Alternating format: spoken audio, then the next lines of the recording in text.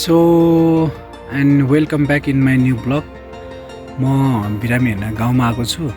So गाउँमा आएर पनि मैले बिरामी हेरिसकेँ र उहाँलाई चाहिँ सलानीहरू जोडिदिएको छु र म चाहिँ बेलुकी हाम्रो गाउँमा चाहिँ सिस्नु होइन, गाउँमा भन्दा पनि जताततै पाइन्छ सिस्नु चाहिँ। मलाई चाहिँ सिस्नु र यति नै मनपर्ने, अति नै मनपर्ने सिस्नु, किनभने सिस्नुमा चाहिँ धेरै प्रकारका भिटामिनहरू र मिनरल्सहरू पाइन्छ।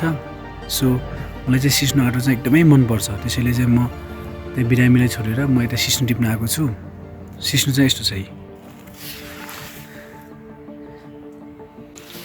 सिस्नु चाहिँ यो टक्क लगाएर अब बेलुकी चाहिँ मजाले सिस्नु आँटो खानुपर्छ है त। सिस्नु आहा, अब यसलाई चाहिँ यसरी टिप्नुपर्छ।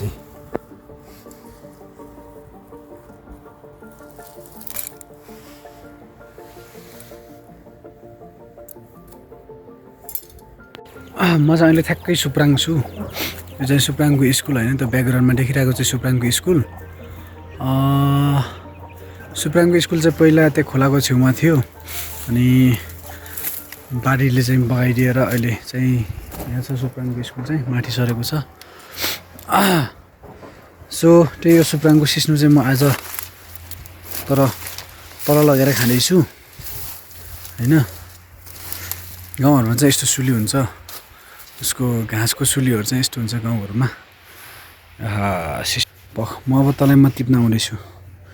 यो सिस्नु चाहिँ म अब यसलाई टिप्न जाँदैछु एकछिनपछि।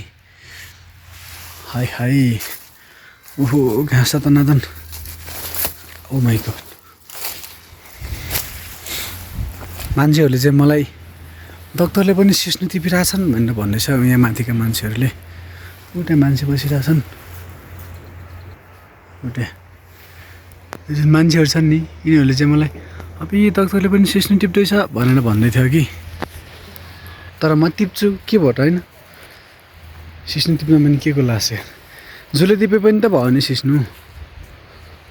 सो म टिप्दैछु सिस्नु है त।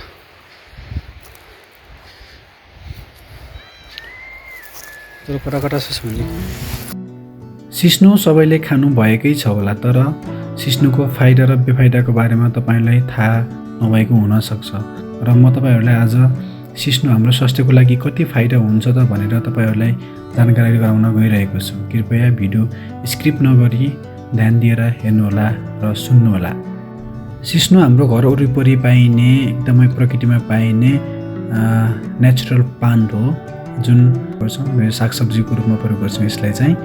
अनि सिस्नु स्वास्थ्यको लागि एकदमै फाइदाजनक हुन्छ, किनभने यसमा चाहिँ एन्टिअक्सिडेन्ट लाइक भिटामिन सीहरू पाइन्छ, जुन चाहिँ यसले हाम्रो शरीरमा रहेको हार्मफुल मोलिकुल्सहरूलाई चाहिँ रिड्युस गर्ने र मार्ने काम गर्छ, जसले चाहिँ हाम्रो हेल्थ सिस्टम चाहिँ एकदम स्मुथ हुने गर्छ। अनि यसमा चाहिँ पेनकिलर जस्तै आर्थराइटिसहरूको लागि चाहिँ पेनकिलरको रूपमा काम पनि गर्छ। यसमा क्याल्सियमहरू पाइन्छ। अनि यसमा चाहिँ ब्लड सुगर कन्ट्रोल गर्ने काम गर्छ, जस्तै यसमा चाहिँ एउटा UT1 भन्ने कम्पाउन्ड, केमिकल कम्पाउन्ड रहेको हुन्छ। यसले इन्सुलिनको रूपमा काम गर्छ, जसलाई चाहिँ हामीले ब्लड सुगर म्यानेजमेन्टको रूपमा चाहिँ लिन सक्छौँ। र यदि प्रोस्टेटहरूको समस्या छ भने पनि यसले टेस्टोस्टेरोन हर्मोनहरूलाई ब्यालेन्समा लिएर यसले हेल्प गर्दछ। न्युट्रिसनहरू चाहिँ यसमा क्याल्सियम, मिनरल्सहरू प्रशस्त रूपमा पाइन्छ, जसले चाहिँ किडनी डिजिजको रिस्कहरूलाई रिड्युस गर्छ। अनि भिटामिन सीहरू मैले अघि नै भनिसकेँ, भिटामिन सी पाइन्छ।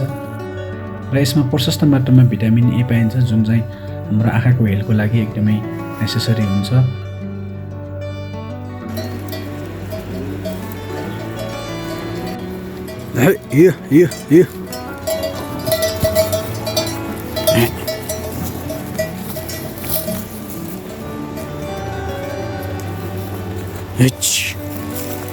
यहाँ एउटा भेडा छ र यो भेडाको सिङ यति ठुलो छ कि होइन। म त त्यो सिङ भएको भेडालाई चाहिँ म तपाईँलाई देखाउँछु है।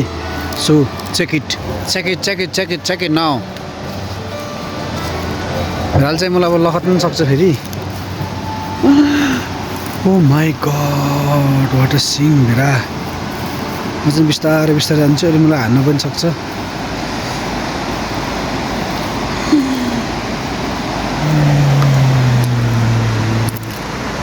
यो भेडाको सिङ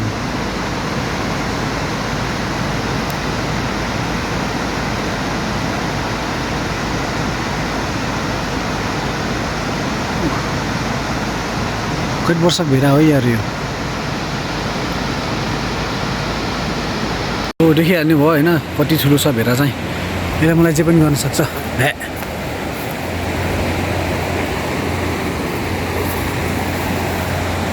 भ्या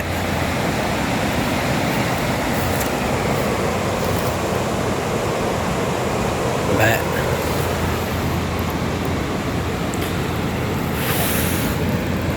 भ्या। यसको त सिङै 4 किलोको होला यार आमा।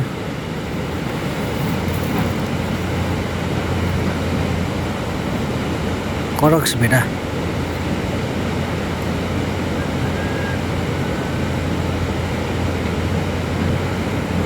एभ्रिवान सो ओके एभ्रिवान, आजको भिडियो चाहिँ यति नै र हामी फेरि अर्को भिडियोमा भेट्नेछौँ। तबसम्मको लागि bye bye bye bye bye bye, see you again. Okay.